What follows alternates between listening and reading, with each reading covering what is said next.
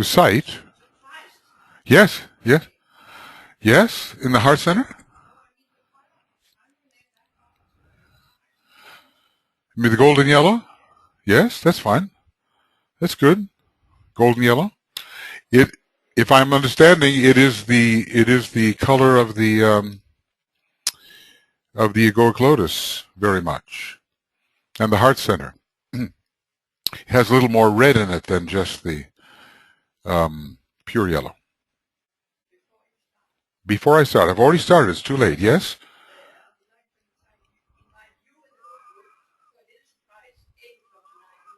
A surprise at 8 o'clock tonight here? Okay, very good. Maybe you can all come too. Can you all come? All right, I just want to make sure everything is on. This is not on. Okay. All right, well now, I've been telling the classes they are protesting here that once they have finished these stanzas of Dzyan and really finished them, that everything else is easy by comparison.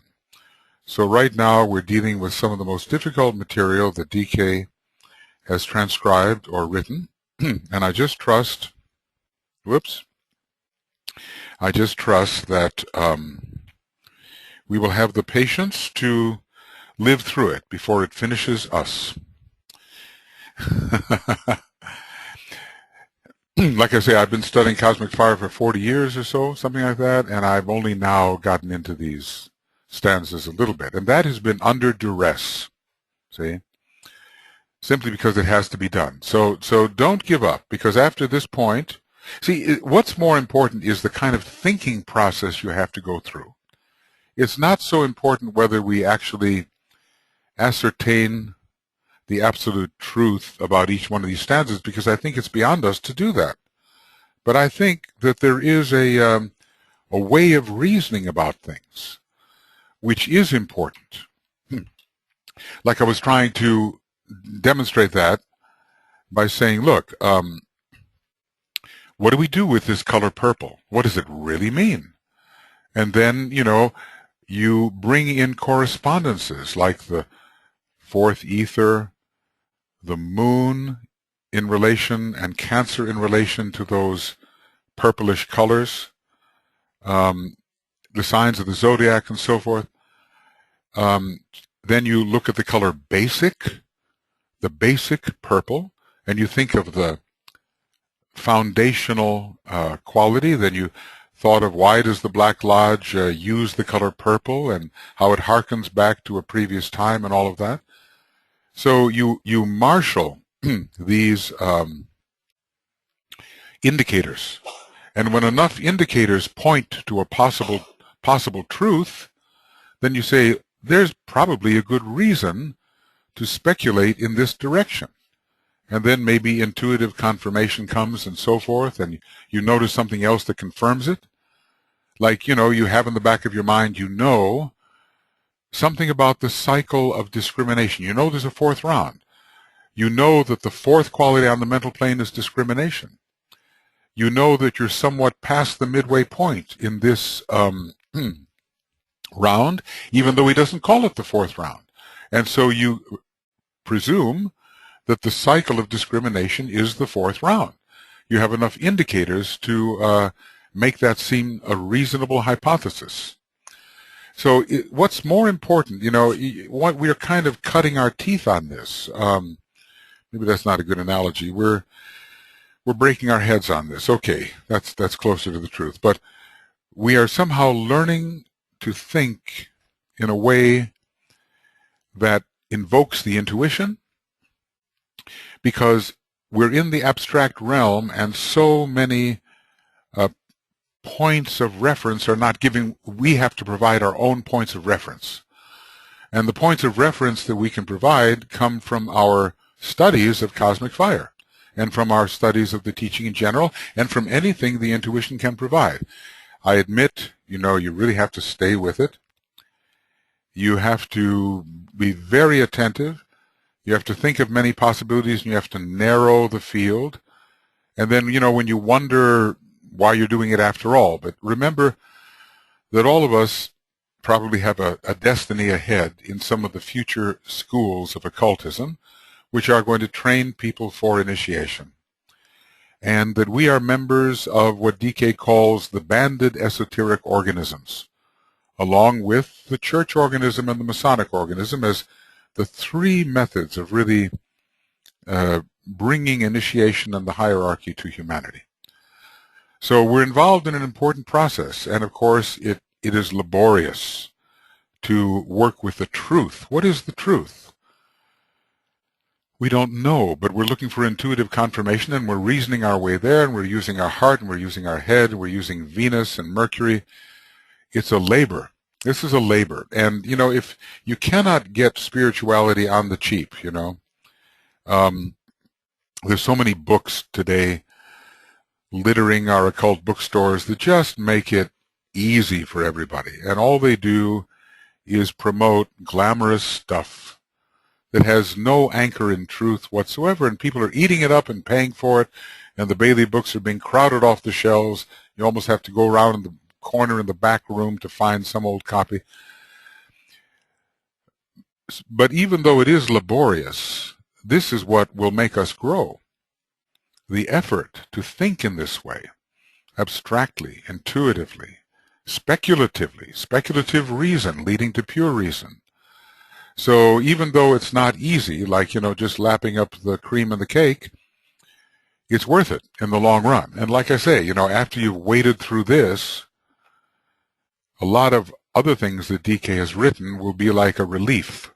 And not only that, but you'll have some kind of a mythological, quasi-mythological structure behind you when you read the other things.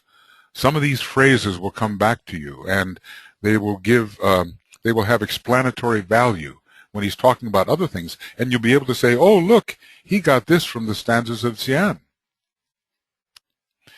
So I know it's tough to sit here day after day and pore over these things, but in the long run, if you want to build yourself up as a real disciple who is of some value to the hierarchy, you know, and you'll have to have a good mental focus to do that, at least in our field, then this is worth it.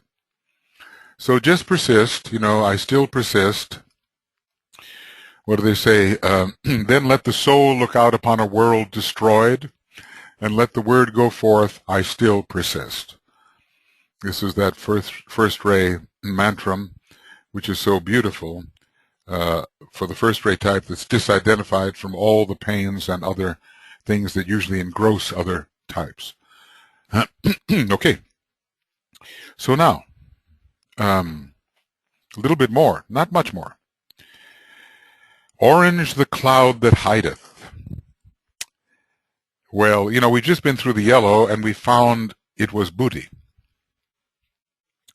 Now we're with orange. And what plane are we on?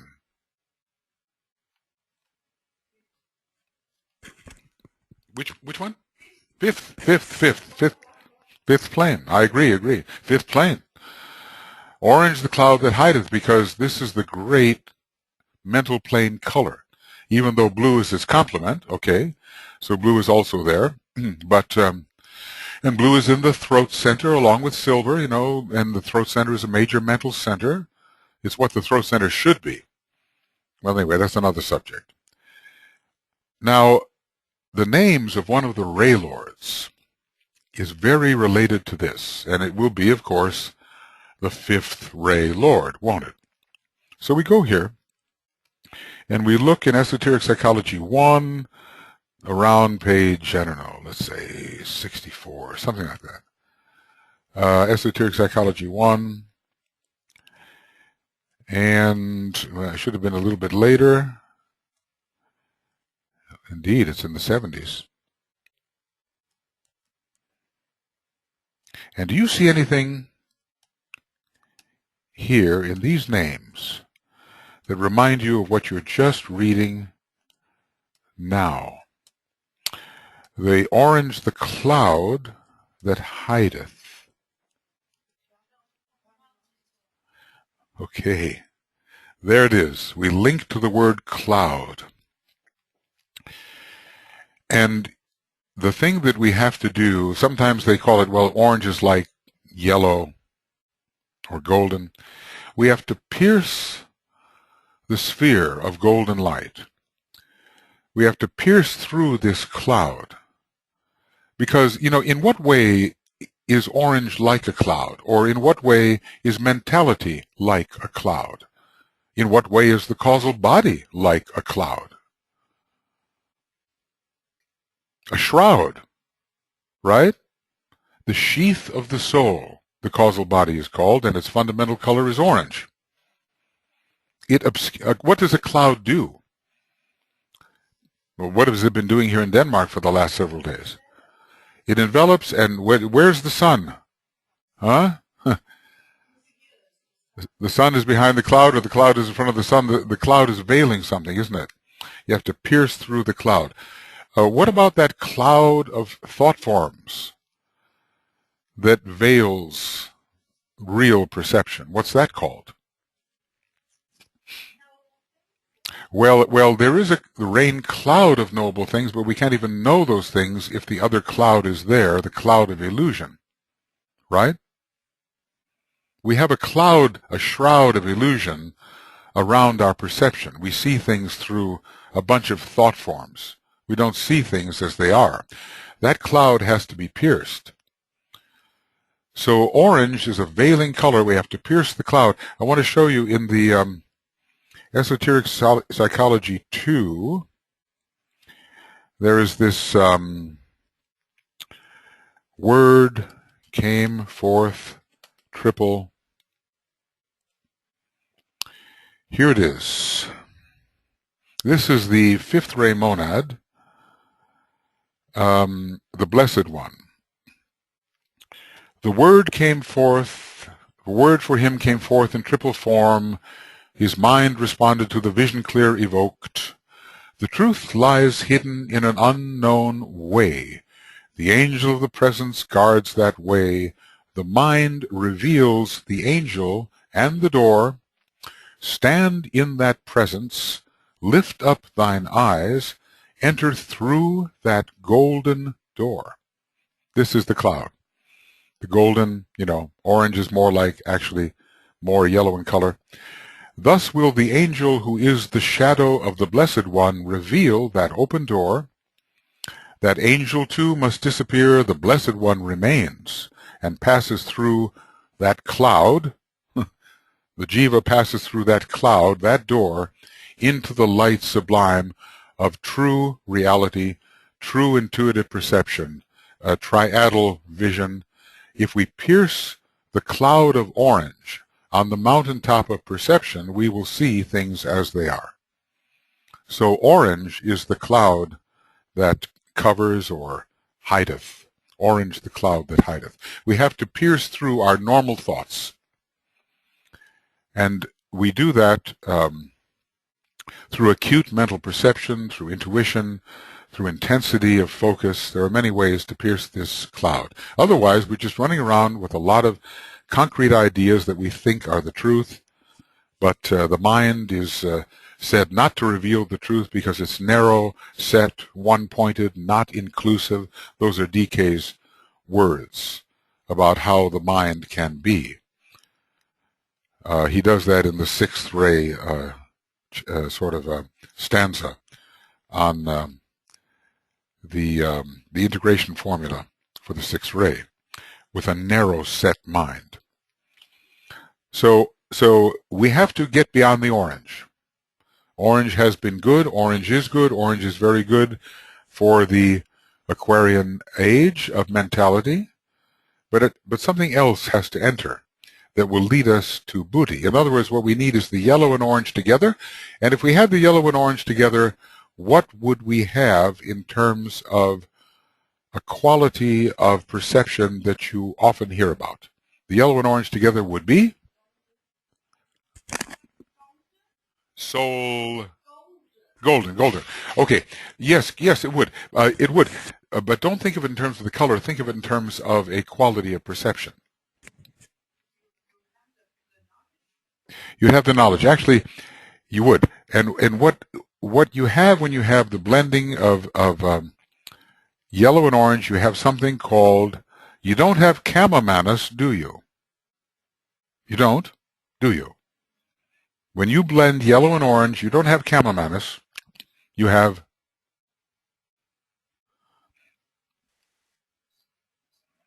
You've just said it. All you have to do is put these ideas together. You have what every disciple needs today. You have buddhimanas. You have buddhimanas. That's what we need. The abstract mind fed by the intuition. And that's what we're doing here. That's what we're learning to do here. Buddhimanas. We're rising above Kama-manas where the desires direct our thoughts. We're not strictly in the concrete mind by any means. We're opening to the abstract mind, and we are being fertilized by an occasional intuition. Buddhi. Going on our way towards pure reason. Okay? Now, orange the cloud that hideth, and green for vivification. When true vitality, well, think of it this way. What is it that sponsors our vitality? Our etheric body has to be in pretty good shape, right?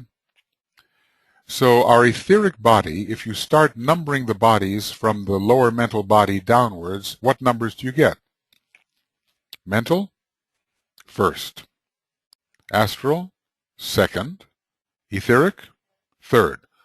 Etheric, third, activity, green. Ray 3, green, etheric.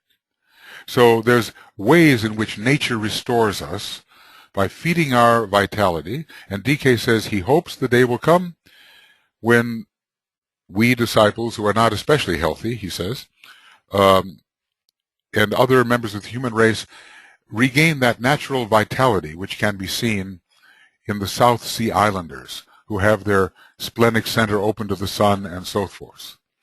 When you look at the pranic triangle, which are the three members of the pranic triangle? It is the strictly physical, or rather etheric triangle, physical etheric triangle within the energy system. It's sort of coming from the Lemurian times. Which are the three chakras involved in the pranic triangle? Okay. Yeah. Okay. Well, that is one triangle, but this has minor centers in it. They're all minor centers, all of them. It has the center between the shoulder blades at the lower part of the shoulder blades. It has the center above the diaphragm, and it has the spleen. They're all minor centers. And interestingly enough, the spleen is considered to be the third ray connection in that triangle, with the center at the lower part of the shoulder blades representing the first aspect, the center above the diaphragm, which is not the solar plexus, representing the second aspect, and the spleen, the third aspect. So our vitality is fed by the color orange and by the color green, both of them. It's kind of interesting because they're both mental colors in a way. He did say disciples activate their etheric body through the power of thought. So you can see the connection between the 3 and the 5 and the spleen and vitality. Green for vivification. One of the very good healers who was, well, actually one of the colors is called spring green, the new shoots of green. Now, if you want to really get into the color language, all of these different shades and hues are very important. I'm just speaking in generalities at the moment, but I knew a very good English healer. Her name was Lily Cornford, and probably maybe you heard about her. She was worked at the Arcane School headquarters long ago, maybe 40 years ago, and she was a great healer, and she was always using that particular color, the spring green, to restore vitality to people. And sometimes how you feel on a beautiful spring day when that particular color is coming out and the new shoots are appearing, it just gives you a lift. So green for vivification. Green is the color of Capricorn. Green is the color of Saturn. Normally we think of Saturn as so restricting, but if we discipline ourselves wisely, it does conserve our vitality. So we have some what can I say, they are, red does not seem to be mentioned here, but we have some non-primary colors for the fourth round, and we've tried to explain them. Green, orange, and yellow. Interestingly enough, all of these three colors, I was looking for the reference, but I know it's there, they all come from the moon chain in the previous solar system. They are colors of a time gone by, in a way, even though yellow is to come. The bridge from the previous solar system to this solar system was kind of a bridge of yellow, and orange and green were there. They're all mental colors in a way. If we look at yellow in its non-sacred position, it is a mental color of Mercury, non-sacred Mercury. Orange is the color of the fifth ray. Green is the color of the third ray. They're all mental colors, and they have to do with the time gone by when the emphasis was on the mental rays. Now look at what the emphasis is here. Rose and blue, they are soft line. And the very important seventh ray, which is coming in, the violet. Okay, which is what, how does violet is kind of, when you mix pigments, kind of red and blue, is that it? That gives you purple? More blue than red? Mm-hmm. Okay, so even that has a connection. The violet has a connection. All right. Green for vivification. Okay. Yellow, here's a little, here's a little description of yellow in relation to the previous solar system. Yellow is another of the colors that come to us from System 1, along with orange and green. Somewhere else he talks about it. The blending of the blue and of yellow in that system had much to do with the production of activity. Green. Activity, green. Yellow harmonizes, it marks completion and fruition just the way the Buddhic plane does for us. Note how in autumn, when the processes of nature have run their course and the cycle is complete. Okay. Yes, and the cycle is complete. The yellow of autumn is spread upon the landscape. Note also that when the sun pours unimpeded down, the yellow of the harvest is also to be seen. So there's, this consummation of yellow, and it is the consummation of man. So it is in the life of the spirit, but yellow does come from the previous solar system as a mental color. And somewhere I was looking for it, maybe you know, Anne, I don't know. Maybe this is it. Close by. This orange comes in as a vibration set up by a cosmic ray, obviously the fifth ray. For you have to remember that this fifth ray, just as the fifth plane and fifth principle, is closely allied to the cosmic ray of intelligence, green, or to that activity aspect that is found in great expression in the first solar system. So there it is. We've got it. The previous solar system was green. The primordial ray of this solar system is the previous green, along with the divine ray of blue, and orange in the previous solar system is related to that primordial ray, and yellow comes to us from the previous solar system. So those colors would have been major colors in the third round, which had a resonance to the previous solar system, which was ruled by the third ray. I think we can see the reasoning here, okay? It's important. It's not important so much whether we are absolutely correct in our thought. What is important is we understand how our thought reached our conclusions. Okay, in the activity system, you have the third aspect of universal mind or activity demonstrating through the orange of the concrete subray, adaptability through form which perfectly expresses that latent activity. There is orange expressing the green. So I think we've proved from DK's work here where these colors came from, the previous solar system. And now we're in the fourth round and it doesn't fit. That's why they're secondary. He doesn't really describe red here, I don't think. Yeah, okay. Yet the time is not yet. Okay. Well, what did he say? Yellow is the ray of the future. The All of these relationships are not yet established completely. The blue and the rose and the purple have not yet taken a totally preeminent position. We have not yet reached the band of yellow which promises us booty. We have not yet penetrated the orange cloud which hovers on the mental plane, nor are we a very vital race, at least in the West now. So none of these colors has fully done its work. But he's predicting the future, what it will be. He doesn't mention red. I don't know why. Because it's a missing color. We have to be very careful about red because it's really often left out of things going on in our particular solar system. It's almost veiled. Somewhere I read a story about how our solar logos rejected the first ray and red because he wanted to concentrate on the blue processes, and red would interfere. Let's see what happens if you blend. Yes, that's right. If you blend red and blue, you get the purple. What if you get them in light? If you blend red and blue, light in terms of light, then you get green, right? Okay. I just had a flash on this. It's like he didn't want to regress.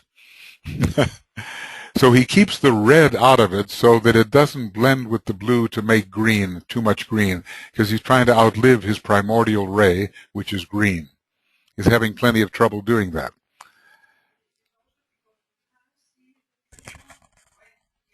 Yes. True red, more like yellow red. Well, he does talk about the orange of the base of the spine center. See, yellow red, it suggests orange, doesn't it? Well, you're the one who has this fine discrimination of color, and the day is coming when the fourth ray monad comes in 2025, and we get our new renaissance as is supposed to be predicted. Then the fifth ray personality of humanity during the age of Aquarius will come in. The fourth and the fifth ray will work with the seventh ray, and we will really clarify this whole color language and also the musical language, and they will go together. So the days are coming. 2025. Well, you might be back. Now, all you have to do, here's the thing to do. If you're worried about going away and not coming back in time, just achieve continuity of consciousness in a reliable manner. Then you don't have to get rid of your astral body or your mental body, and you can come back quickly as Finn's daughter.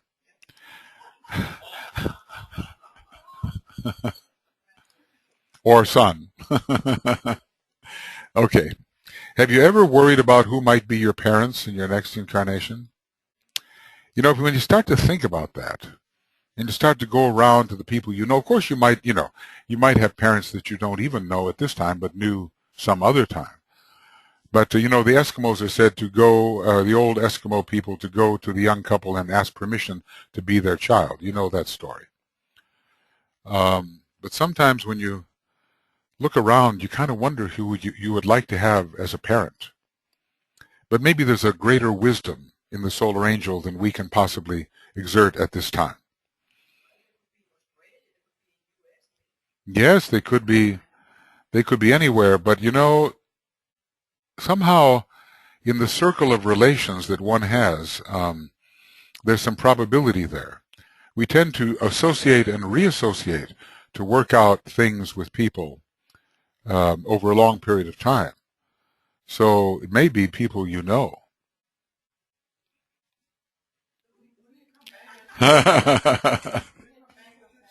Would be what?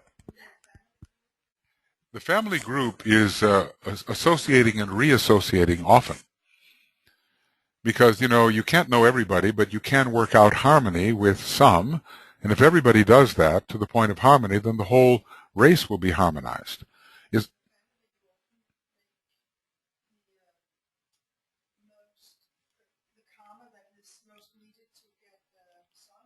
Yes. Yes, the family group. Now, Christ had an interesting thing to say about the family group. He says, your enemies will be of your household. I never could understand that. But what a great way, is to put old enemies under the same roof. And, hope for the best. kind of. Well, when we say groups, I wouldn't want to put a number on it. I would just say we incarnate in soul ray groups over a particular cycle. I wouldn't want to say in groups of 300 or 400. I think that's an extrapolation that someone has thought about, and it's convincing to them, but I don't see any reason. I think it's in groups of thousands in ways, to me. But in groups, anyway, in groups. Okay. Okay, the time is not yet. The Buddhic yellow is not established. The orange cannot be penetrated. The green oftentimes represents going backwards into materiality instead of vivification. Maybe this will change in the 6th root race. It will certainly change by the middle of the 5th round. Why might I say that?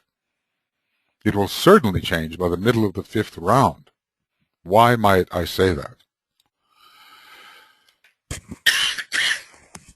What's happening in the middle of the 5th round? Come on. We're not there now. No, we're in the middle of the 4th round. What? Doomsday. Judgment Day. The sheep and the goats. So, and then after the Judgment Day, the prediction is that those who remain on the earth will all be on the path. All in 5 different sections of the path, all the way from the aspirant to the 6th degree initiate, but only those on the path. So it'll certainly happen by then. And, in little anticipations, it will happen even soon. If we really do have a 1,000-year era of peace, and if the coming of the Christ means a great transformation for humanity, then many, certainly then yellow, the band that cometh, will be soon, and we will, many of us, penetrate that orange cloud, and many of us will be revitalized. So even soon, this could happen.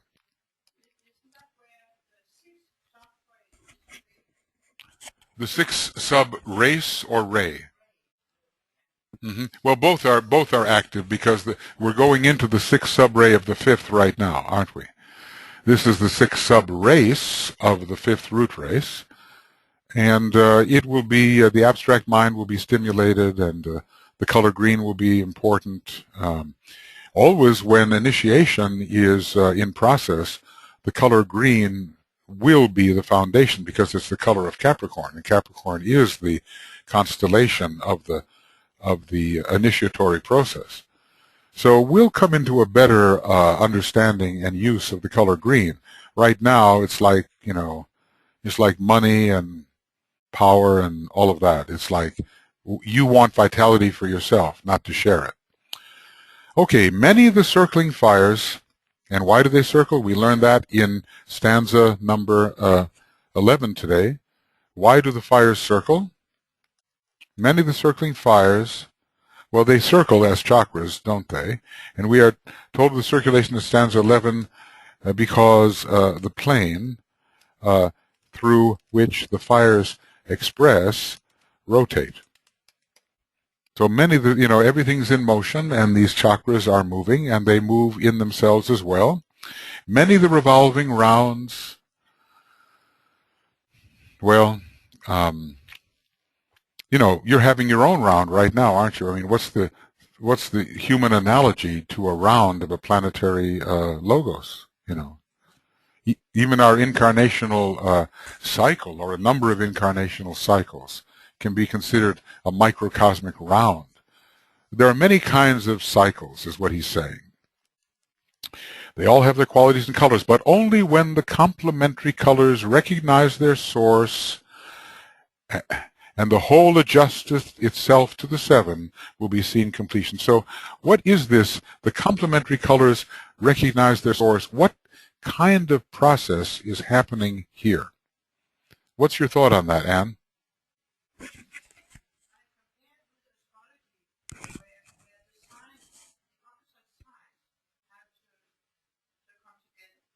The oppositions come together? Yes. The oppositions come together. Yes. I didn't think of this in color language. I thought of this in that which the color language represents. So, I haven't really penetrated this in terms of what may be the source, but there's something in occultism called the pairs of opposites. And the fourth ray, the ray of color, has to resolve them. What are the pairs of opposites? See, because to me, the complementary colors are opposites, which are, in a sense, the same thing. And that's what's happening. Right now we get caught between the pairs of opposites, and we don't realize that two merge with one. What is the statement, two merge with one? Where does that come from? This word of power, two merge with one. You know it. That's ray 4. Three minds unite is ray 5. Two merge with one is the word of power to be used with the Antakarana process using the fourth ray soul. So it means that the two exist, but the one already exists as well. So the two that are part of the one merge within it and recognize that the one is primary and that they are both aspects of the same thing.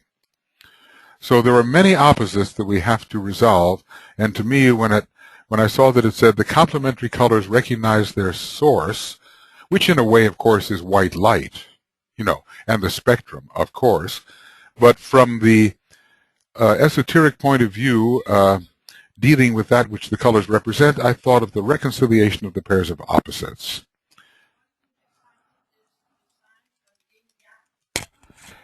Okay. Yes. Yes, the yin-yang diagram, where within the black is the white, within the white is the black, and it's a diagram of merging of opposites. So the yin-yang diagram shows something about the merging of opposites. Anyway, right now we are all fighting with each other because we think that opposites really are opposites. And we don't realize, suppose we have a stick, and this is hot and this is cold, or just something that's really opposite. What if we bend the stick around in a circle? What happens? The opposites come together in the same place. So, in some ways, extremists, let's say, the extremes, have a lot of similarity in themselves. So we have to learn how not to remain in a polarized position. Now, in the fourth ray technique of integration, the word went forth from soul to form. There is no difference. There is no war, no difference, and no isolation. Both sides are one. There is no war, no difference, and no isolation. Move on apace. The warring forces seem to war from the point at which you stand. Look closely, or see clearly with the opened eye of inner vision, and you will see not two, but one. Not war, but peace. Not isolation, but a heart which rests upon the center. So if we can see with the single eye, which is cultivated as we move towards the third initiation, the opposites will be reconciled into what both of them are part of, their source. Two merge with the one that already is. So this is coming during the fourth ray age, when we will not allow ourselves to be caught in polarization. Now, how is the world today in terms of Martian polarization? It's really split, isn't it? You know how it is, how idealists are. I'm right, I'm right. I'm right, you're wrong, I'm right. And there's no, in other words, and I will overcome you. You will not overcome me. So, there's no common ground. You're all wrong, and I'm all right. And there's no place to meet in the middle. That's the sixth ray Martian attitude towards the pairs of opposites. All they can do is fight with each other. But what does the fourth ray say? That's different, isn't it? Sixth ray is fading out, fourth ray is coming in. What does the fourth ray say about oppositions? Yes, and two merge with one. Look, here's what you have in the astrological chart, an opposition. And if you draw a figure 8 like this, you have a way of blending these opposites. And very interesting, the figure 8 is the symbol of Mercury. Fourth ray, planet. Yes? Yes. Mercury as well. Yep. The Magician card, and you see the adjunct center there, and you see that figure 8. Yeah, it fits very well. It fits very well with Mercury. And with the symbol of the adjunct center right here at the brow, which is ruled more by Mercury than by Venus. In the beginning, this is ruled by Venus.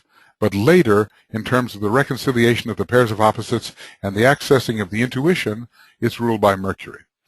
So we can reconcile the complementary colors, the opposing colors. Okay, and we have to do that in order to achieve greater oneness and the ending of conflict between things which are really part of the same thing. In fact, they are the same thing.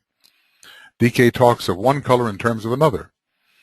He may mean blue, but he says orange. He may mean orange, but he says blue. It's the same idea.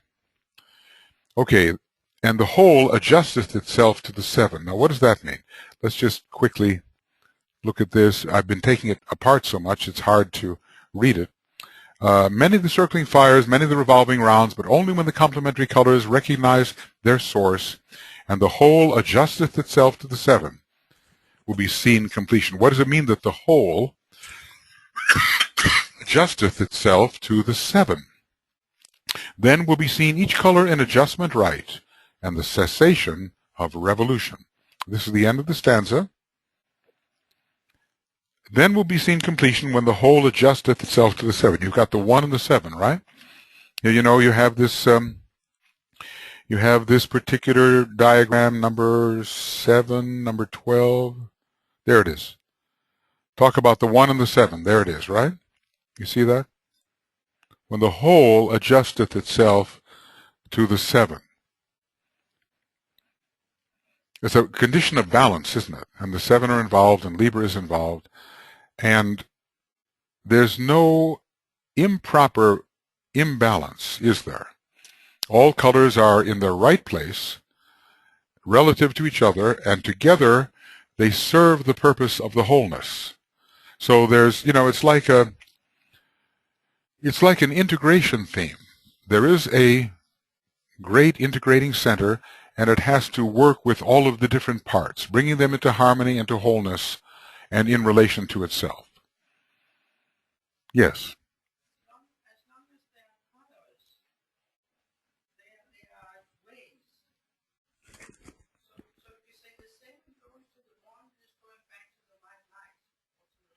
Yes, that's a good way of putting it. The whole adjusts itself to the one. In other words, white light and the prism are in proper relation with each other.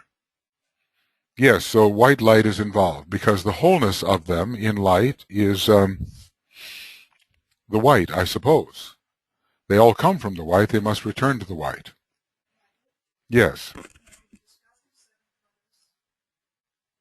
We have been we've been discussing 7 colors, except that rose is not really one of the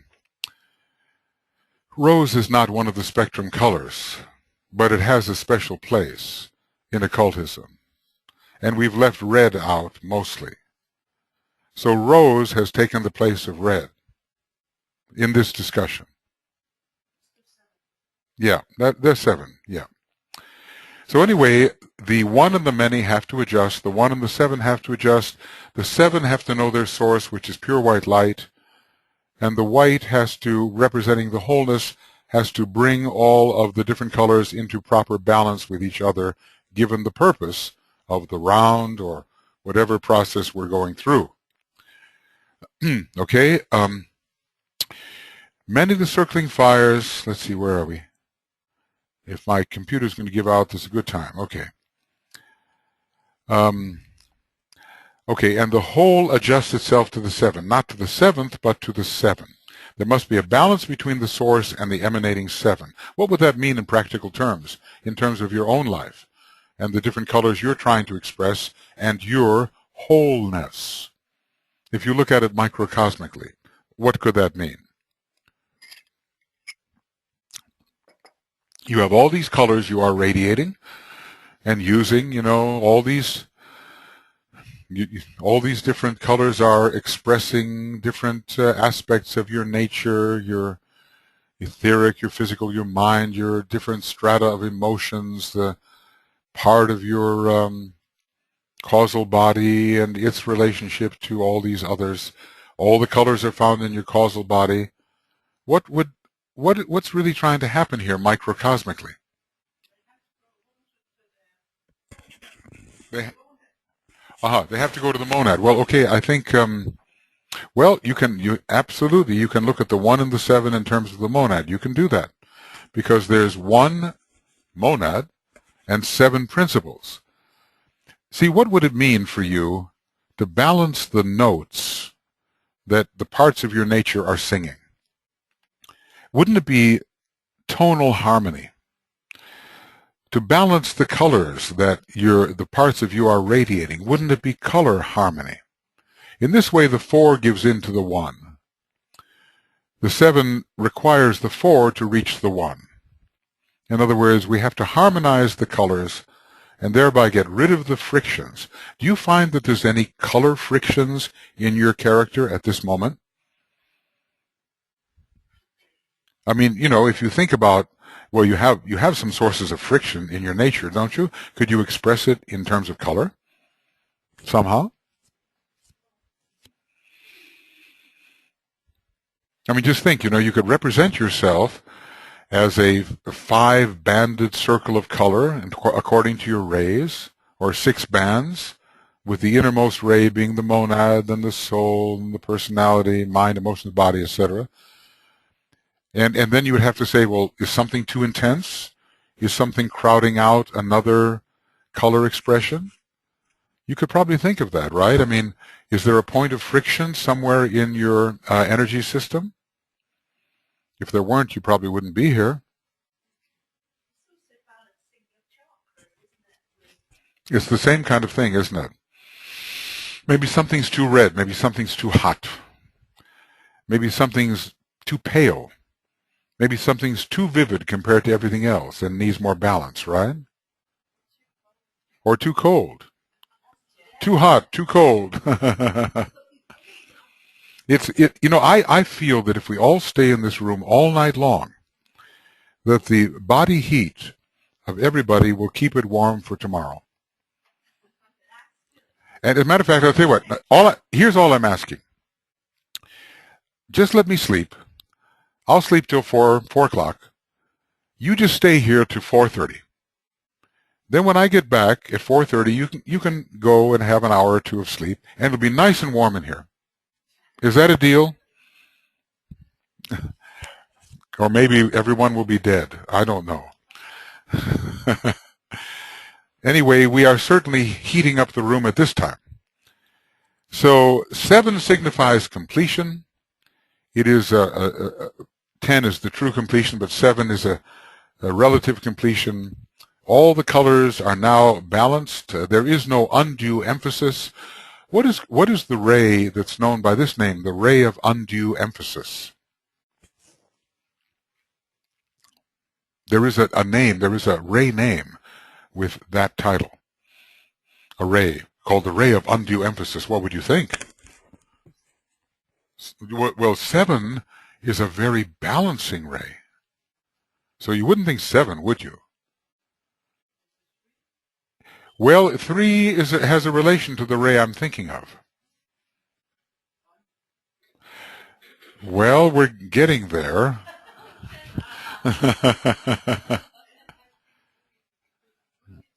Yeah, it's ray 6, the ray of undue emphasis. Just fanaticism, overemphasis upon one thing. I think we're told that of all monadic types, everyone's going to get along in a 7th ray age except for the 6th ray monads. because they find it particularly difficult to accommodate themselves to the balanced expression required by the seventh ray. They want to just do something to the hilt, just overdo it. Anything worth doing is worth overdoing, So they would not do so well in terms of the balancing of the seven and the one. But seventh ray is a ray of beauty and a ray of balance. And of course, the seventh sign is Libra. It makes sense. So then will come the completion. Then will be seen each color in adjustment right and the cessation of revolution, meaning why revolve if there's nothing more to do? Then comes the seventh round or the seventh chain round or the seventh scheme round, then it's over. All the balance has been achieved. Someone was telling me about weather patterns, and it's because of the imbalance in temperatures that you in the different parts of the globe that you get these tremendous winds. Now you would know more about this, but in the attempt to create balance, we get weather. So the flows go from hot to cold or cold to hot. I don't know, but it has to do with the temperature imbalances.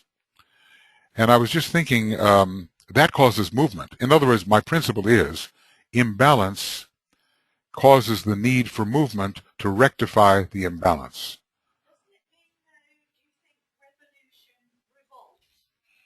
Well, there's two kinds of revolution. One is revolt, and one is continuing motion. And I was trying to emphasize that earlier. And the cessation of revolution, well, in this case, to me, when I look at revolution here, it just means there's no need to keep the cycles going because it's all been accomplished. But on the other hand, yes, revolt is an idea as well, but I think in this case it really is the rounds. Okay, so anyway, this ends in a perfect balancing of color. This ends with the rounds having accomplished what they should. See, the rounds now have led to a perfect balancing of color within the one. And there is no need for further action along this line because the balance is achieved. Now the next thing we do is go into Pralaya and start again. So there's no need to, in other words, once this incarnation of the Earth has satisfied its purpose, okay, now you need another theme. Once our solar system, through its systemic rounds, has come into balance and the solar logos is taking its fourth or fifth initiation, whichever it may be, now we change rays and we move on in the path in a different way with a different set of colors, I'm sure, for the next solar system. It's going to be a red system. Red is really going to be pronounced because the personality ray of the logos will be ray 1. And he will have achieved a cosmic mental focus, which he doesn't have yet, and he will have achieved his crucifixion by the end of this solar system. He'll be entering in a way as a master, or almost a master, in the next solar system. And that'll affect the lives of all of us if we're still with it. So now, in order to grasp what we think we may have learned, let's read it. It's not long. Remember, the word band means sphere. We have found that to be the case. Through the band of yellow that encircleth the heavens passeth the globe of purple dark. Band of violet. Did I say purple? Yellow. Oh, good Lord. Through the band of violet that encircleth the heavens passeth the globe of purple dark. The complement, as Anne pointed out, it passeth and returneth not. It becometh enwrapped in blue. 3 times the blue enfoldeth, and when the cycle is completed, the purple fadeth, and is merged into the rose, and the path again is traversed.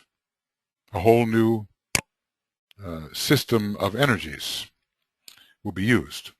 3 the great colors in the cycle that counteth as the 4th, violet, blue, and rose, with the basic purple, in revolution. 4 are the colors secondary in the cycle of discrimination, in which the revolution taketh place. It is circled to the midmost point and somewhat past.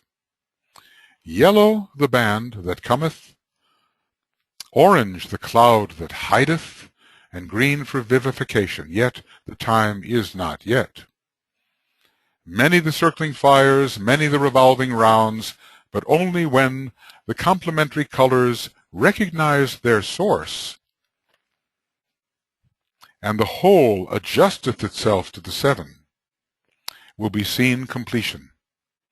Then will be seen each color in adjustment right, and the cessation of revolution. So what do you think? Has some clarity come to us in this process? What do you think? At least some, right? At least some. There's still, some. When I look at this thing, I see there are still some areas which I would seek clarification upon. 3 times the blue absorbs and so forth. It looks to me like the solar. It looks like the climax of the solar system, really. And all of the qualities, the spiritual numerals, the notes, they're all where they should be in relation to each other. So what you have is oneness and right relation. That's finally what you have at the end. Let's just put that down. The one is achieved because all relations are right. Oops, sorry. Because all relations are right. You have color harmony. You don't have color clashes. Not color clashes. No clashing notes. All geometry adjusted. The many are the one. So you have the unification of the one and the many. And actually, when we were dealing with stanza number 11, and we had the 49 and the 35, that also was about the center and the periphery and its adjustment, the one and the many.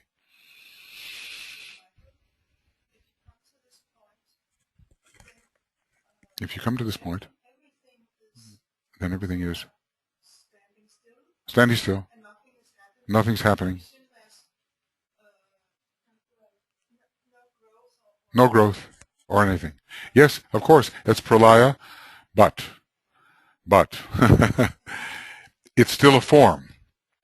And the inner wheel rotateth rapidly and shatters the outer form. So no, not exactly. You go on the next higher turn of the spiral. What happens when the beautiful causal body gets supremely beautiful, relatively perfect? What happens? See, it's not just static. It is destroyed and harvested at the same time it is destroyed, isn't it? In other words, all of its quality, okay, all this fantastic color, notes, sound, beauty, geometry, it doesn't just get dissipated into the cosmos. It gets absorbed by the triad and the monad, right? And then we're ready for a whole new cycle of evolution, because the spirit in each one of us contains the archetypal design for the universe. If you go deep enough into your own spirit, you will find the algorithm, the ideation, the intention, the plan, the purpose of the universal God. And until that is ready, no temporary harmonization can be allowed to remain. It has to be destroyed and efforts begun on a new turn of the cycle. You can be sure that our solar system will be destroyed, not because it wasn't a nice solar system and not because our solar God didn't achieve a lot, but because there's more to come which cannot be achieved in this solar systemic form because the forms are not right, the rays are not right, everything has to be rebuilt. So it's not a bad scene at all. It's not like retrogression or falling back or having to do it all over again. It's the next thing you do. It's not the same thing all over again. Same for our incarnations, right? Well, you know, these vehicles will be destroyed, but do you anticipate in your next incarnation that you're going to do it all over again? You will have a recapitulatory period, right? Maybe up to the age of 21. Then your etheric body is exactly the way you left it at the end of the previous life, and then you're free to go ahead. And maybe the recapitulation is over even sooner in some respects. And then you move on towards the theme of your life. Now, you know, up until the first Saturn return, astrologically, there may be a lot of repetition and sort of refining what you did before and kind of representing it, presenting it again. And then after that Saturn return, then what? Something quite new in an individual manner. Oftentimes people show fantastic talent up to the first Saturn return as they are finishing off something they started in the previous life. And then they get to work on a new theme. And then, of course, comes the third period of life, where you really give what you've prepared in the second period, you give it to the whole.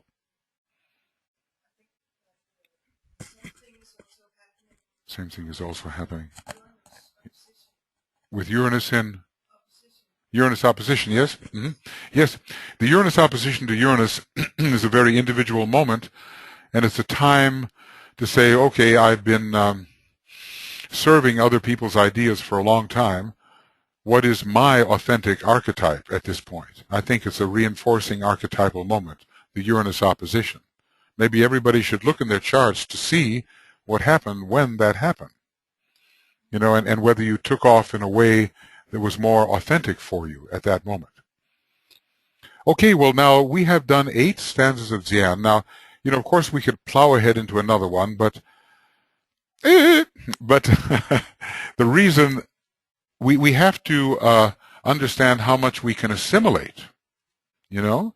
So I think what we should do at this point, I'm not sure I can bring number 10 to you tomorrow. We'll see. Number 10 is very different. So at least it gives you kind of a change of pace. It gives you something that will relax the mind, or should we say, stimulate the mind in a different direction. So maybe, but it's a long one. It's a very, very long one. But it's a lot of fun because all kinds of terrible things are happening on our planet, and you get the sense of participation. You know, we've been through a lot of stuff, you know.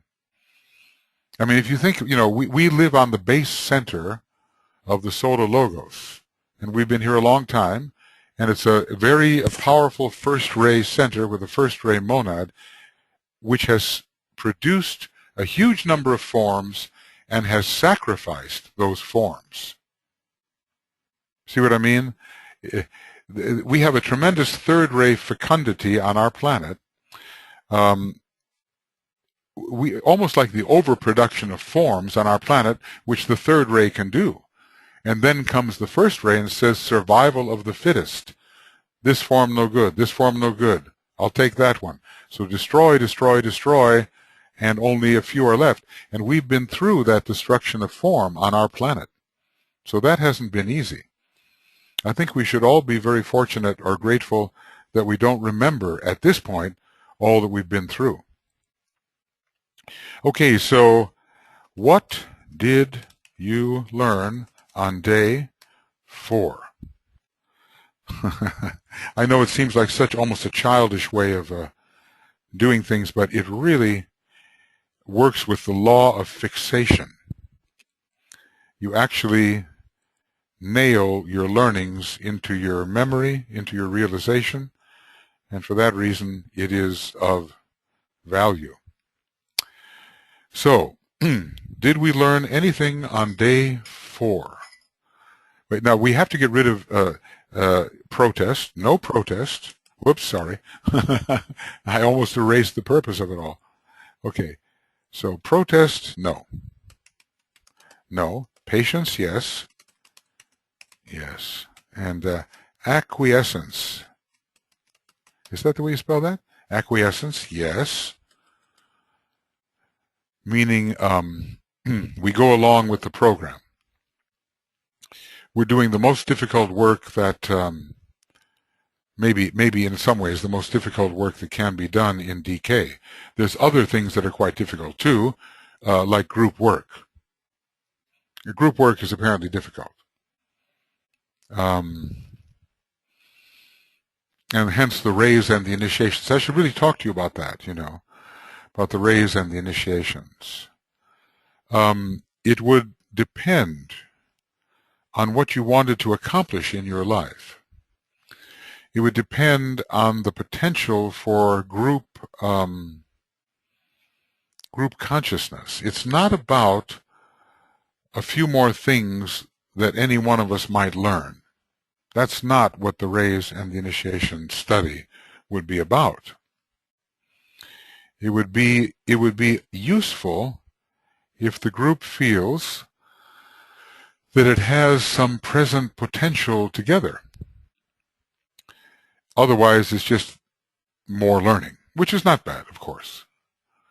I'm trying to think about, when I think about DK at this time and my own relationship to the books and to the understanding, trying to think of what I would really like to do and why I would like to do it. In the Morya Federation, we are working very much with the 28 rules, and the students undertake them the faculty undertakes them first and applies that undertaking to their own group, and then the students are working on it as well, but maybe at a slower pace. It is somehow the bridging work towards the future. I think that's why Mary Bailey called that final lesson set in the Arcane School Bridge to the Future. Yeah, in discipleship in the New Age, there is kind of what DK calls an initiatory manual, or a manual of initiation, a preliminary manual of initiation through the formulas, hints, and points of revelation. That's very advanced work, and those meditations are there. And then through the ashram group that DK formed of some 14 students in New York City around Alice Bailey, he prepared the rules for them. So those are the most forward-looking of what things that he gave in terms of strictly ashramic work. There's a lot of that he gave that will help servers of humanity develop their approach to service, in psychology and healing and astrology particularly. There's all of that. But there is so many hints about what real group work is that the only reason that people should study the rays and initiations is because they might be interested in this group work and participating in it. I know we're all getting a little older, and DK wished we had all been younger. He said, I could wish, he said, I could wish, I bet he did wish, he said, I could wish you were all younger and more courageous, he said. So that kind of took care of everything. About being younger, there's not too much you could do. About being more courageous, there is something you could do. So, many of us are in our 60s here, or older, and, you kind of ask yourself, well, what's the future, and what's the future of my group work with respect to the teachings of the Trans-Himalayan Brotherhood? Are we just fading out, or can we actually still do something? If one thinks that one can still do something, then there's a really good reason to study the rays and the initiations. And you could study it anyway because it's just marvelous, but you don't want to just study it as an individual. You want to study it when there's some group potential to actually participate in things. Well, I think this is just a wonderful group, yes.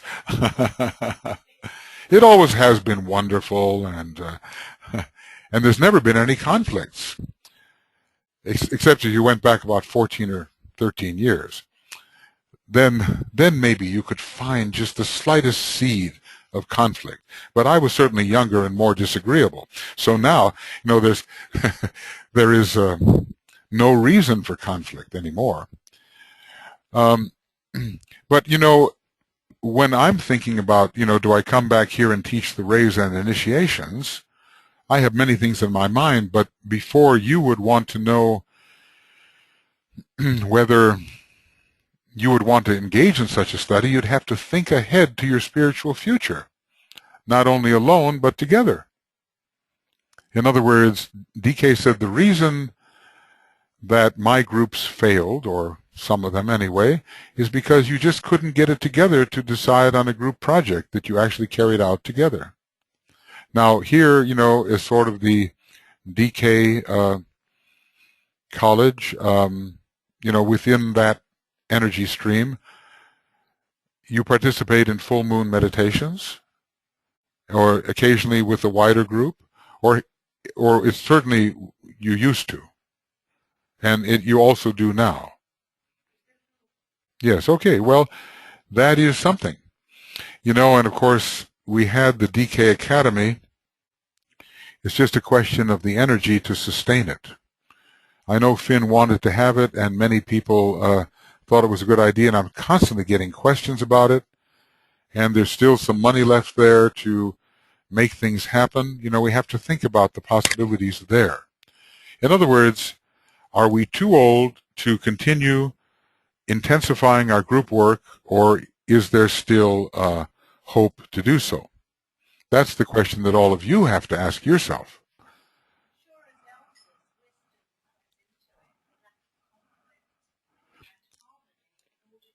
So wisdom comes in as elders. No, it's not just about this lifetime, and wisdom has to enter. Yes. But one wants to keep the continuity. You know how it is? Well, I love this little paragraph, and I'm going to kind of quote it, and you will know why.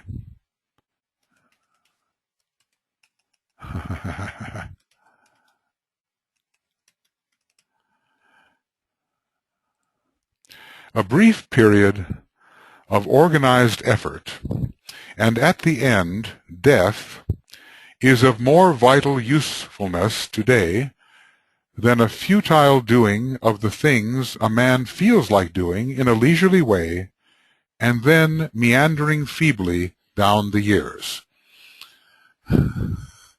I kind of use this as a watchword. I say, oh my goodness, do the feeble meander, Of course, I know it's a funny word, if you're not native English speaking, it just means to kind of stroll, kind of wander just down this path, that path. Oh, I don't feel like this, don't feel like that. Fiddling about. So, basically he's saying, surge on until you die. It's a lot more useful than doing what you kind of like to do in a leisurely way and just wandering a little here and there. And in other words, he's saying live at a point of tension. He's saying whip yourself into shape. He's saying all that nice second ray master is telling us to get going and keep going. Yes, slothful. The major sin of the average initiate is sloth. Yes. We should have the image of the three-toed sloth, hanging from a tree with its tongue out, We don't want that. So I suppose that no matter how old we may be, in years, it's the inner attitude that counts. And that's what you have to ask. We've had 15 years of education here. This is the end of the 15th. Well, it was 15 years right here at Humlegarden. And starting in 1992, which was 19 years ago, we had the PhD program. Not the PhD program, but the Esoteric Psychology program. And in 1991, 20 years ago, we had the beginning of the 7-ray work all through Denmark. So, we've been at it a long time. We had to ask ourselves this in the University of the 7 Rays too. You know, we had a meeting and someone else said, well, we've had 25 conferences, that's it. Throw in the towel, you know, that's enough. And of course, one could feel maybe that was enough. But in terms of the responsibility, the condition of humanity, the point of tension that is needed, the coming of 2025, you just couldn't throw in the towel willingly, you know. If the towel gets thrown in for you, what does throwing in the towel mean? It means in the old prize fights when they used to fight each other, if you are the manager of a fighter and you see your fighter out there getting brutalized, you take the white towel and you throw it in the ring, and that means you give up. That's what throwing in the towel means. And every once in a while you saw that happen, you know, and there was a lot of discretion involved. When do you throw in the towel? Well, if you're just getting battered to pieces, you want your fighter to be able to live and fight another day, so you take a temporary giving up. So, you see, here's the point. Our studies here are not for ourselves. This is what I'm trying to emphasize. If we have the attitude, I want to learn more, I this, I that, then the fundamental issue of group consciousness is missing. So there's more a we going on here. Now, you can't help it if you're eliminated from the scene, you know, you have a stroke or a heart attack or something, or you die, you know, you can't help that. But that's not the same as giving up. That's just forcible removal. So when you're thinking about what you want here at Humlegården, and when Finn is thinking about what he wants here at Humlegården, it's a much larger question. It has to do with what the ashram needs. That's what it has to do with. It's not what I want, it's what the ashram needs. And that's what, you know, because we're going to talk about what we can do. You know, you have the thing going on with Nicholas, and that's coming at the end of May, and Atuya and I have a very big sort of Venus and Sun passage, full moon, Gemini thing in the far north in the beginning of June, but maybe at some time in May we could continue here. But it should be with a purpose, a group purpose, not just saying, I want a little more. See? That's... Well, let's see. You know, Finn is a disciple, and the personality says many things. But when push comes to shove, you know, he has some adhesiveness. So let's just see. He's been through this before. Let's see if we're all too old to do much more. Well, we won't speak about... How old are you, Brigitte?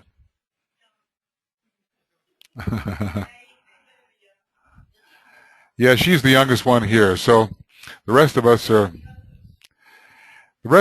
maybe late 50s, early 60s, 60, you know, whatever. So do we have anything more in us? And if we do have something more, how do we organize to make sure that it happens? That's the thing. That's what you have to think about. We've had 11 Cosmic Fire classes here. I can hardly believe it. Well, we've lost Karen, we've lost Bente.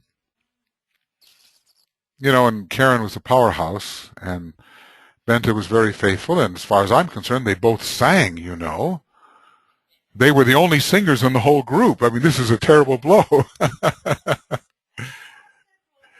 Wait, Heavenly Choir, hold it. So, okay, you know, enduring... Michael, Eric is too a singer. What, who's? Eric is too. Eric is a singer, of course, but he's a baritone.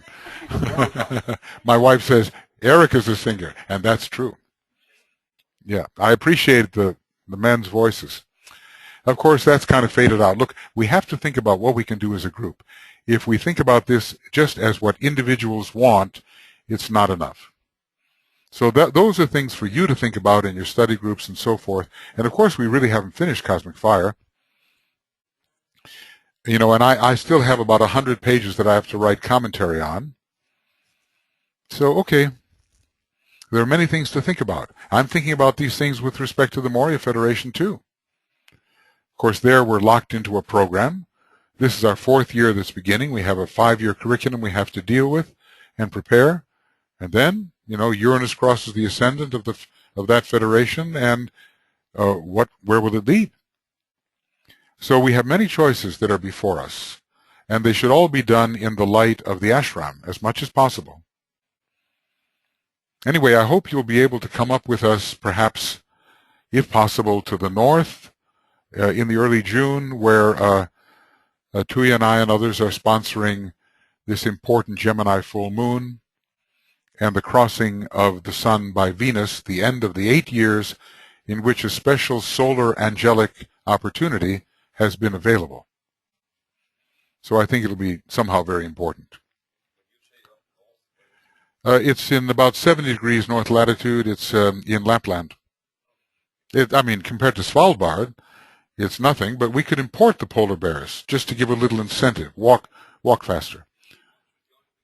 Yeah, oh, yes, we'd be very happy to have you. Absolutely. Love to have you there. And it's you know, in June, of course, it's very special because the ice is melting and the water is cracking and you know, it's Arctic, but it's somehow getting warm, and the sun is out all the time, and there are no polar bears. But we can, you know, Eric and I will try to import a few polar bears just for the benefit of the group. It gives a marvelous incentive when you're walking up the mountain to go a little faster. Anyway, that's going to be, we did that back in 2004. Tui and I went there, and it'll be 2012, 8 years later. Michael, tell that actually the north is the only place where one can see this passage. Yes, the north is the only place where one on can the planet. see the passage of the sun, of Venus over the sun. Yes. I just let you do it. You just told them, dear. Okay, thank you. Because it happens during the night, and because and it's somewhere, is it in the south? But you actually cannot see that everywhere on the planet. No. It was said that it's the best place to see is over the Arctic. Best place to see it over the Arctic. And you know, the sun doesn't set, so the passage of Venus over the sun may be, you know, we may be able to have the 5th ray apparatus to to actually see it. Eric can be in charge of that. So it would be wonderful if you could come, and it could be a DK Academy event also. You know, because many people are, as I say, there's some funds in DK Academy it should be a Scandinavian kind of thing to sponsor such a thing. So let's see what we can do. But meanwhile, we're also talking about getting together in May at some point before Nicholas comes here to work further if we have the right motive. Okay? I'm going to plug this in again. And now I'm just going to ask you, our time is passing quickly. What did you learn on day 4? Silence.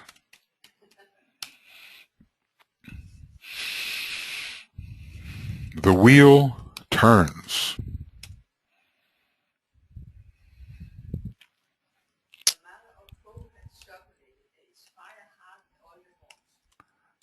Phohatic fire hardens the forms.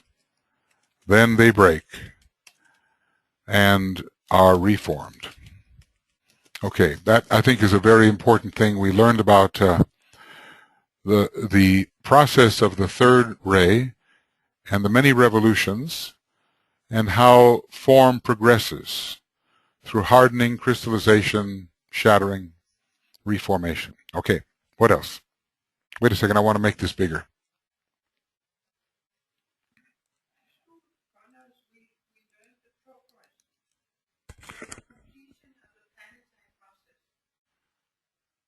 Okay, I'm sorry, I'm not getting it. Okay, what about colors? Can you translate? Okay, that's right. completion of the planet and solar system through color balancing. And this has a microcosmic application, doesn't it? In your own life. Search out the colors that you are and whether they are balanced. Okay? Also, are you being refined and, incidentally, worn out by the rotation of your inner wheels? We learned about the wheel of life. Whatever it is, you know, if it's a monadic wheel, essentially. What else?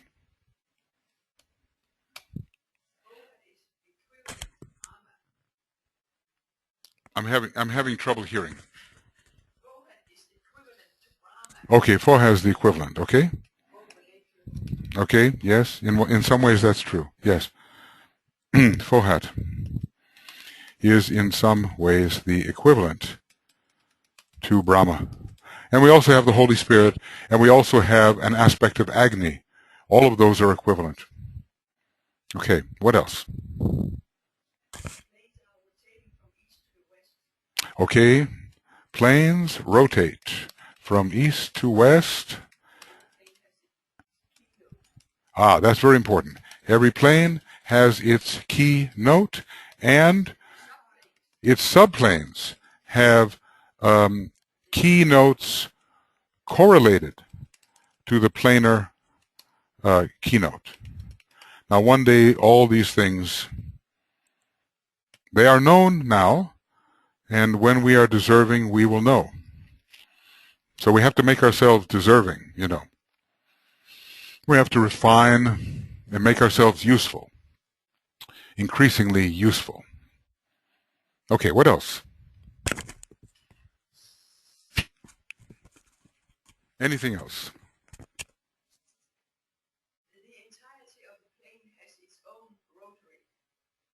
That's right.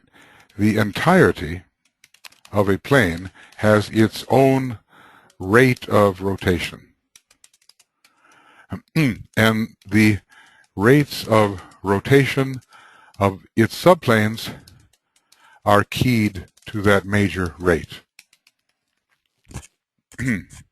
The group moves together, but everyone in the group has also their own measure and rhythm. It's the analogy. Actually, you know, frankly, we really need to use analogy.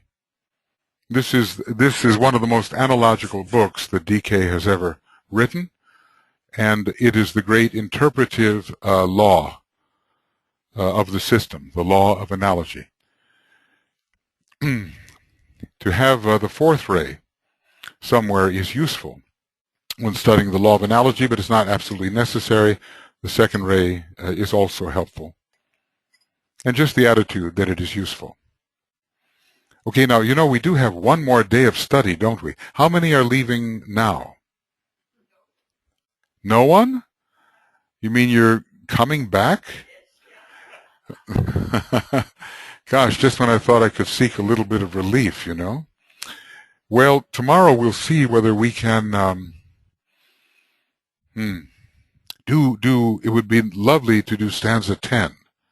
It's very juicy, you know. And you can almost feel the dinosaurs walking around in it. It takes us into the second stanza of the Secret Doctrine. I was talking to Philip Lindsay the other day, and as I told you, he's a great historian on these things. And he just insists, I think he's right, and that these stanzas excuse me, from Cosmic Fire and the Secret Doctrine have to be wedded. They have to be merged with each other. Because, you know, they are throwing light on each other. And, you know, when the Secret Doctrine, Cosmic Fire was prepared, Alice Bailey and the Tibetan and maybe some others helped, they referenced the 3-volume set of the Secret Doctrine, so that there were constant borrowings from the Secret Doctrine in footnotes of Cosmic Fire, and they all came from a certain 3-volume set, which unfortunately is like one of the rare books these days. You can't get a hold of it.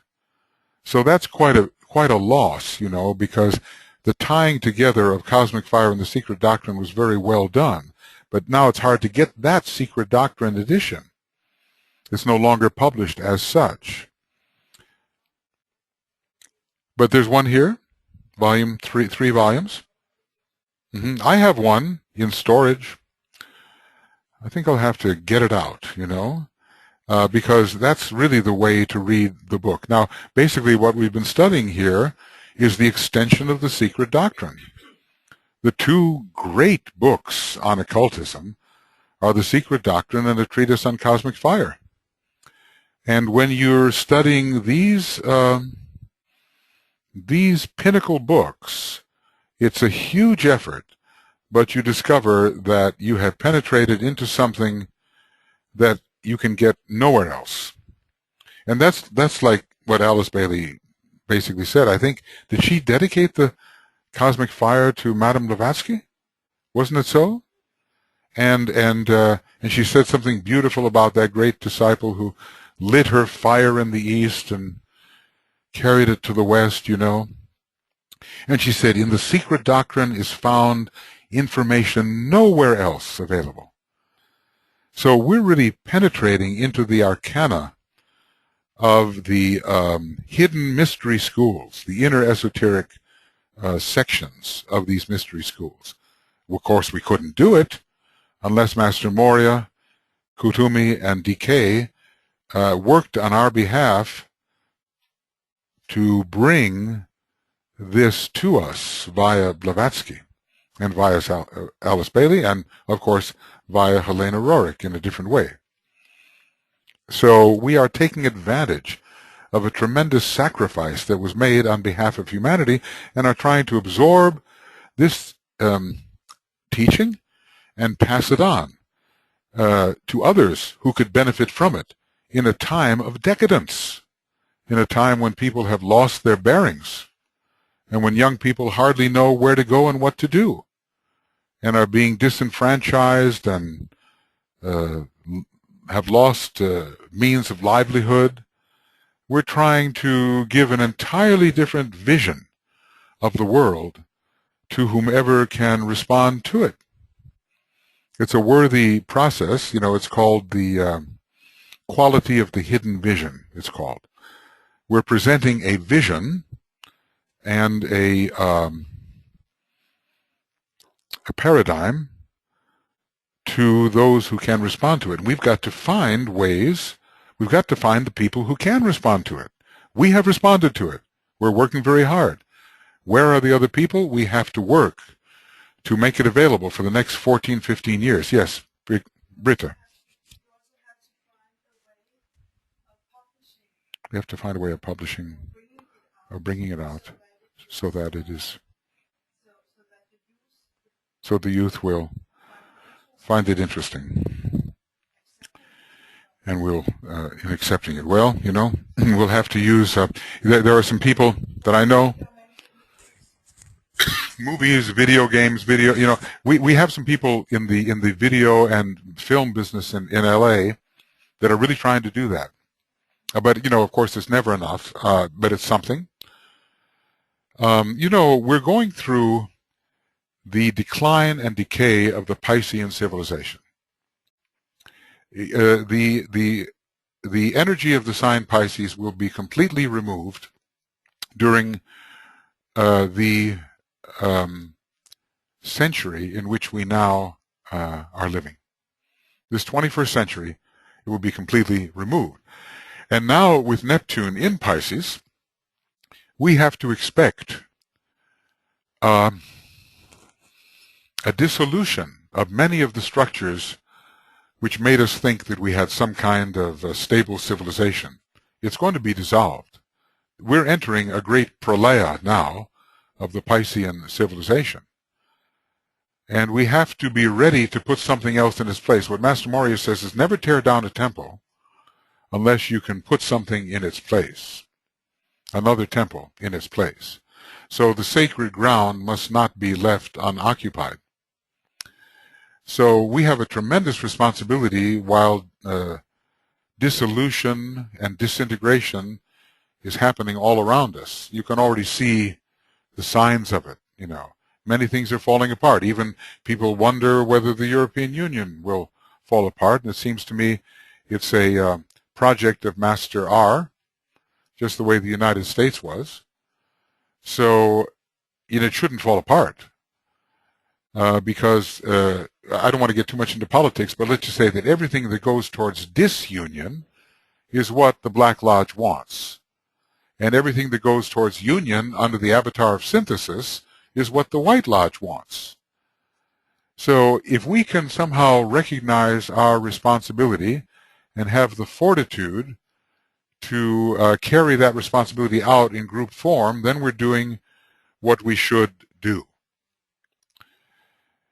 And that will be challenging. So over the next year, before we, half year maybe, before we are to get together again, we have a lot of thinking to do, individually and in group form. Are you going to continue your study group?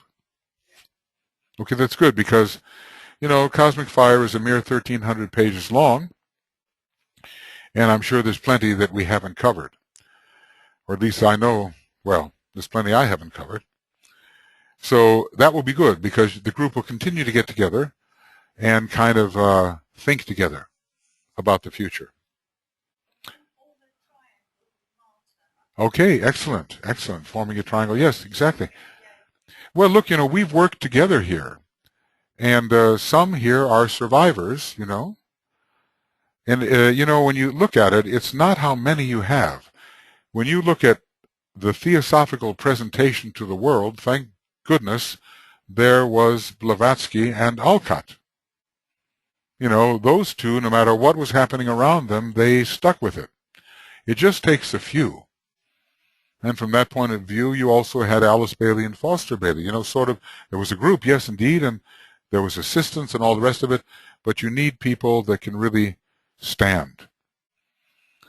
And then the next phase of unfoldment will open up before the eyes, and we will see what is possible.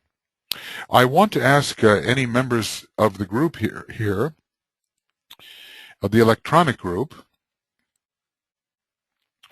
if you want to say anything. I'm going to unplug this so you can be heard if you want to be heard. We've studied two stanzas today, number 11 and number 13, one on motion and the other one on color. Is there anybody that would like to offer a thought? You could raise your hand. You know, you have a little hand there. You can do that if you would like. I'll tell you what, without anyone raising their hand, Elena, do you have anything you would like to say? Are you there? Me? Yes, yes, I'm here. Yes, speak up good and loud, and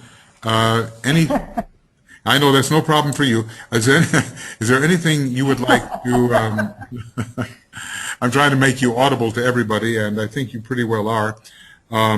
What would you like to say or question or add? Well, there is many things, but I am picking up maybe just one, which is in relation to the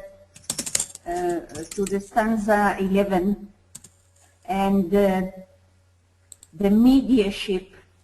Maybe, you know, you were saying monadic mediumship between the atmic, which is related to the 35, number 35, and the logoic, which is the number 49. Yes. And I think you have something there when you said that there might be the group of the Nirmanakayas involved in this process, because, you know, this is a group which is receptive to the impression from Shambhala. And if we relate Shambhala particularly to the logoic plane, you know, this is the group which I think could be related because their own activity is atomic. You see? Yes. It's Yes. atomic activity. It means we have a connection through them from the atomic to the logoid. Yes. Yes. And they are also the custodians of life, which is, you know, we're talking about the first aspect, under the direction of inspiration also from the Buddhas of activity. Yes. So they are the creative agents of life, which is coming from the Shambhala in all the aspects. You know, they are a second-ray group, but they focus of the focus of their meditation is along the first ray. You see. First ray. So again. Which ray? We have through the first ray. Okay, I hope I'm understanding. The third ray? First. First, okay, thank you. Okay. Yeah, we have to have the first ray because we're dealing here with the life aspect, then we're dealing with the logoic plane and Shambhala, which is the life, and you know, we're talking about a monadic link here from the atomic. You know, they are bridging, I feel they could be the mediatory between the atomic and the logoic, and bringing that monadic into manifestation. Yes, it makes sense, actually. Thanks for elaborating that. I'm just remembering their name, Registrants of the Purpose. Yes, exactly, because they are bringing the purpose, you know, of the Shambhala into the manifestation. They are the source in reality of the planetary invocation and evocation.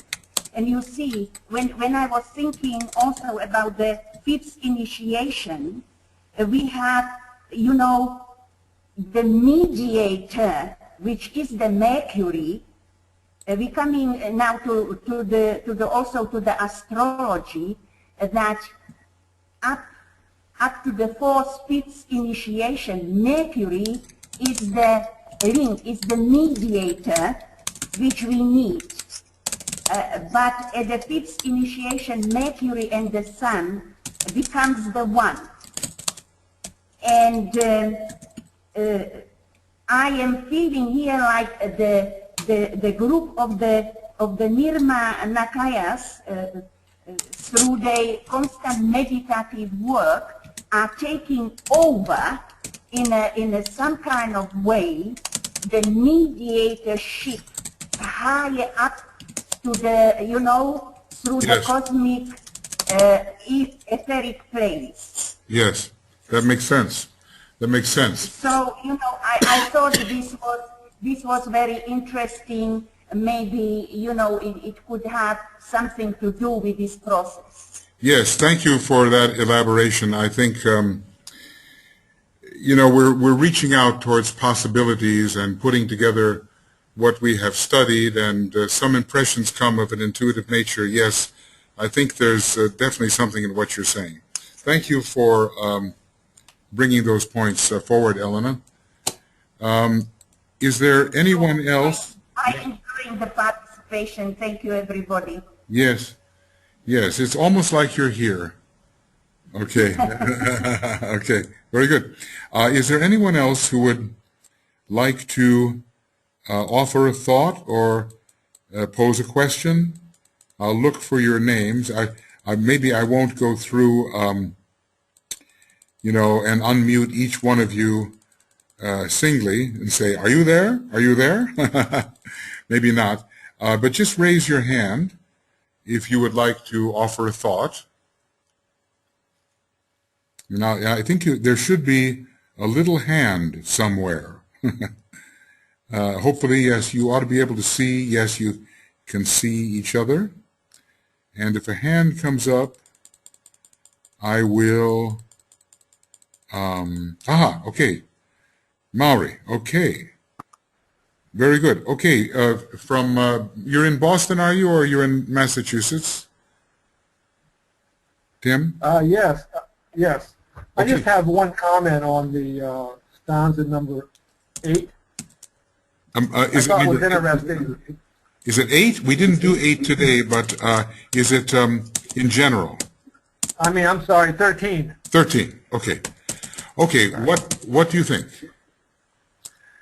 No, it was interesting in terms of correspondence between stanza 13 and colors that are used. I know you mentioned the healer in England that used the spring green. Yes. And it was very effective for across the board, no matter what race or particular individuality is concerned. But to clear out the 3 vehicles, you know, like before meditation, or to clear out along with the Om. Yes. Yes. Instead of using the ray vehicles, the vehicles themselves using the basic color of orange for the etheric, and spring green for the astral, and sky blue, dark sky blue for the mental. Seemed very effective for everybody that actually used it. Okay. Now that's just the individual clearing. For the group clearing out of your own aura, clearing the other group members out of your aura that was unnecessary. The group colors was white, rose, and gold. Okay, respectively for white, rose, and gold for group colors. And are you saying white for the etheric? Yes. White for etheric, and rose for astral, and gold for mental, in the group sense. Yeah, it was more on a more monastic level. Gold for monastic level. And so this is pragmatic. In other words, these are people who have practiced and found it effective. Yes, people that didn't even meditate that often. Okay. Well, good. Thank you for those thoughts. You had some thoughts earlier in the day, and you asked something about the 32 yes. and the 35. Did you come up with anything? Well, as you know, on DK's chart on his the microcosm evolution of the senses, you know that when we talked about the earlier rule, the 35 vortices that Yes. are blended with the 49. Now, according to DK, in that chart, the top 2 Atmic subplanes Yes. and the top 2 Buddhic subplanes are not part of the perfected adept per that quote you took out of Cosmic Fire, unless you include the next solar system. Yes, actually, you're correct about that. It says 35 vortices of force make an adept, and he said Perfected that the adept. top, the perfected adept, was it? Yes, right. perfected. So that's a good point. Would it be the next solar system? Because he said that the monadic and logoic corresponding subplanes would require a master higher than the 5th degree. I recall. Yes. Yeah. So I guess it depends on what he means by perfected adept. It does, and it's interesting to go there for a moment longer. And I know this is not the place for it, but if you ever do a analogical relationship to try to understand the cosmic etheric brain centers in terms of the divine lives, it's rather interesting for anybody who studied the brain occultly. But that would be I something. won't go there. But well, that would be something you could write about, for the benefit of the group. Because it's very intricate, I'm sure. But actually, you really raised a good point. 35 vortices of force make the perfected adept. And is the perfected adept a master of the 5th initiation or beyond? That's a question. So thanks for that sort of heads up or caveat. In my mind, atomic polarization is a very important condition for the master of the 5th degree. But the question is, are 4 subplanes worth of cities left out of that? And if so, how do we reach the number 35? That is an issue. So thanks for that one. Okay, okay, Maori, thank you for being here, and I appreciate it. You know a lot, and you could offer some papers to people on these fine points. It would be of value. Thank you. Thank you, Michael. Yeah. Okay, is there anybody else who would like to say something? We're just about at the point where we'll have to call it a day. Anybody else that would like to come in? Any of the people who are panelists can just speak up if you want to. I don't have to release you from mute. Well, I have something. Yes, Tuya? Yeah, along this line, what Maori was bringing up, 3549, I actually tried to say that when you were talking about it, and it was much more fresher in my mind. Okay. But you unmuted, or you muted us. Okay. And I tried to send you a message. There was a big echo. Do you hear me? I do now. Yeah. Yes. Yeah, okay. But anyway, this is thinking about the correspondences. Yes. How in relationship with the 3, which is the mental plane. But when we think about the 3rd subplane, which is violet, and thinking about the etheric brains, how the violet is somehow present in the functioning of the brain, but yet it has the correspondence to the manasic plane. That's correct. And that's why we could think about along the line of colors, relationship with the violet and orange or gold, and in that I was thinking about this army of the voice. We were then thinking about the something who is in the middle, how we come from, how you were putting 35 to 49, and something which is between.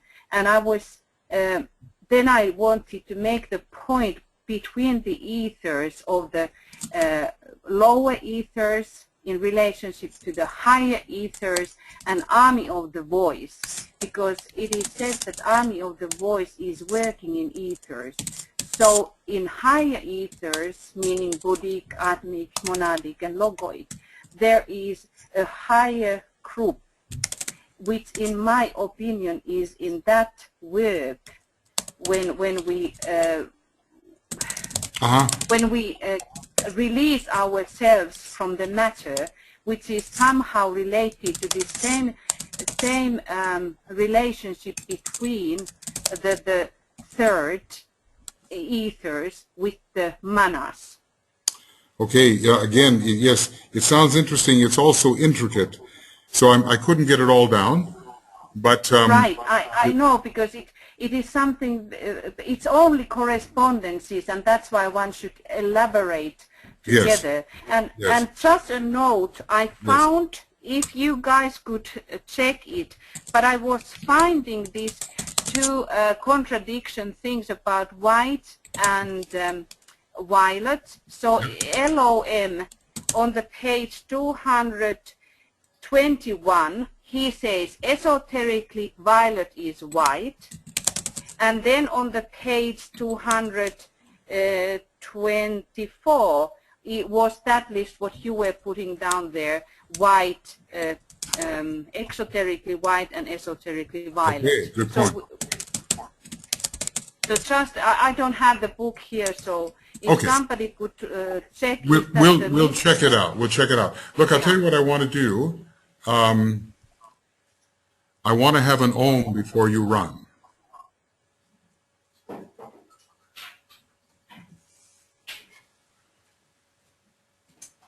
Okay. Thank you, those who have contributed. And thank you for being present. And we're going to just close our work at 22 minutes after 6, not quite 6:30 yet, with the mantra of the New Group of World Service. May the power of the one life.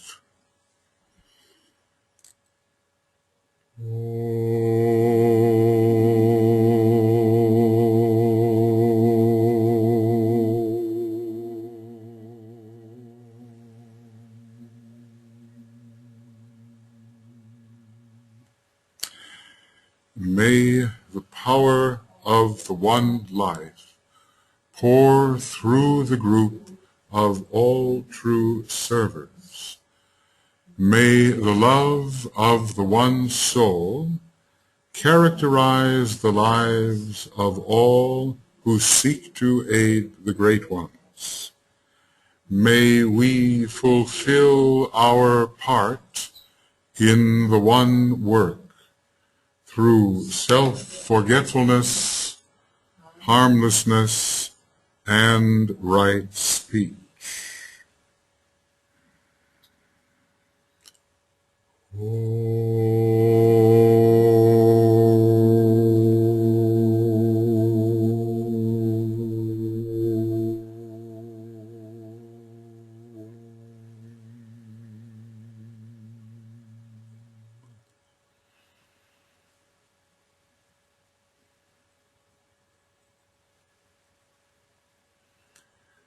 Okay, thank you everyone. Have a good dinner. We'll see you tomorrow morning, and we hope... Oh, at 8 o'clock tonight, make sure you come back, otherwise Martha will be upset. Okay. 8 o'clock here. Okay, very good. Okay, and everybody, thank you for being with us. And as I say, when we have the webinars that are strictly webinars, we will have greater electronic interactivity. So signing off for now, and see those of you who can make it tomorrow. We will be dealing with stanza 10, and we'll see whether there's time for any other perhaps short stanza. Okay. Bye-bye for now.